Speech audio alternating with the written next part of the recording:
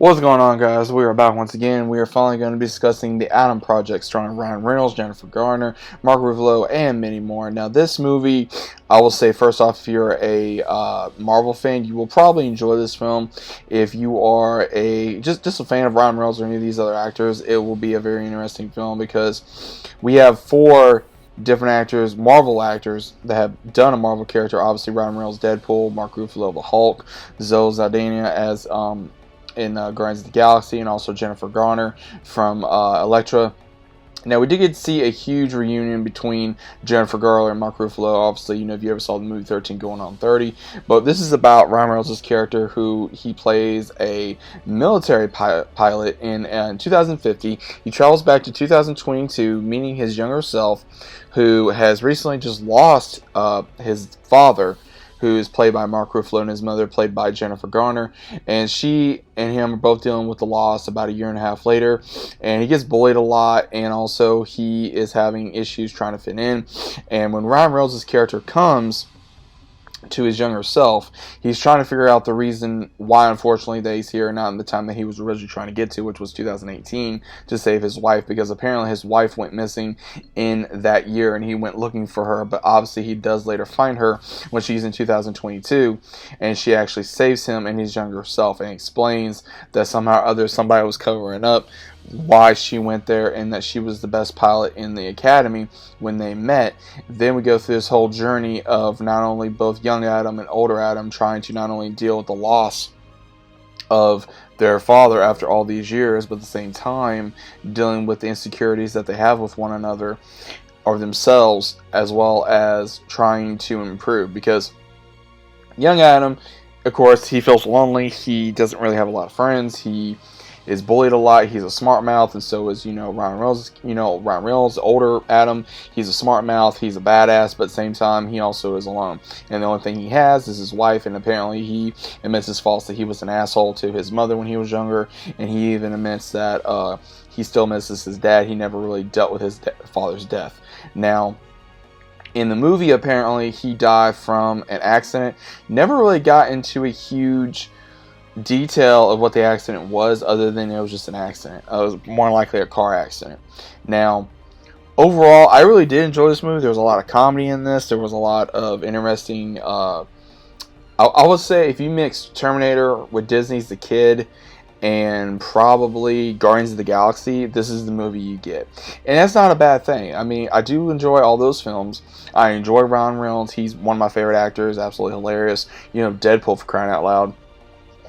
And he brings a lot of flair. He brings a lot of charismatic to the character.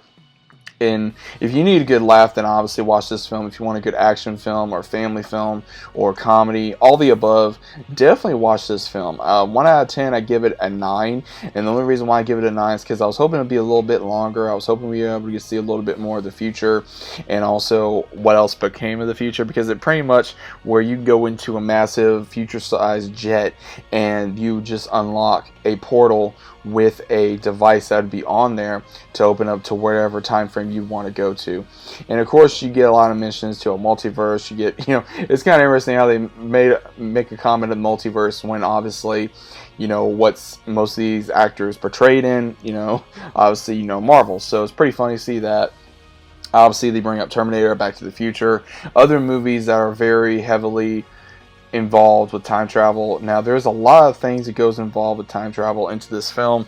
Now, also one of the main characters, Maya, she is the one that apparently is working with Adam's father, and she is the one that takes over the company and becomes Adam's boss, but later also becomes the villain, because she's the one trying to take over everything, and she's also the one that nobody can trust, because if she does, then she loses everything to the military, and that's what she was trying to prevent in the story. Now, again, overall, there was a lot of, and I will say at the end, was very interesting to see that the timeline doesn't get changed too much. It gets changed enough, I would say, for older Adam, Ryan Reynolds' part, to still meet his wife, to still enjoy his older years, and then younger Adam to enjoy his youth and be able to try to make things up to his mom along the way. Because unfortunately, there is a scene in the movie where, you know, Mark Ruffalo's character, he wants to know how he dies, but at the same time he knows that if he does, then it's going to change the timeline probably even more, and that's the reason why he doesn't want to change it. And even though they both want to stop it from happening, you know, older and young Adam, they still know, hey, unfortunately Dad may stop to die, so that way we can still live our lives to however we're going to live it. So it's kind of interesting to see that, because if you watch any kind of movies such as Back to the Future or Terminator or even Disney's The Kid, then obviously you're going to be, you know, understanding of what they were trying to do in this film. But I will say, if you want a little good film to watch over the weekend or on your day off, or just something to relax with your spouse or your kids even, or something, I highly recommend this, because again, if it's one of those films that it almost kind of reminds you of a Marvel movie. I think one of my favorite parts in the film was when Ryan Reynolds gets out his what looks to be like a lightsaber stick. He's like, it's not a lightsaber, and young Adam's like, it's a lightsaber, dude, because it just like disintegrates and it comes up. So it pretty much was based off of a lightsaber, you can tell.